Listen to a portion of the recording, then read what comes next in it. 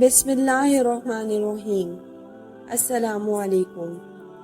حضرت علی سے ایک سوال۔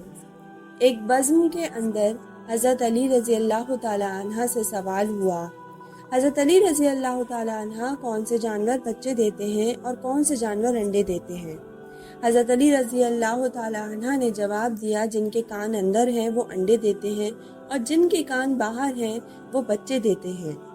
پھر ایک دوسرا آدمی کھڑا ہوا اور یہی سوال دہرایا، حضرت علی رضی اللہ تعالیٰ عنہ کون سے جانور بچے دیتے ہیں اور کون سے جانور انڈے دیتے ہیں؟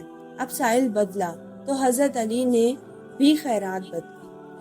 حضرت علی نے جواب دیا، سن، جو اپنے بچوں کو دودھ پلاتے ہیں وہ بچے دیتے ہیں، جو اپنے بچوں کو غذا یعنی دانہ کھلاتے ہیں وہ انڈے دیتے ہیں۔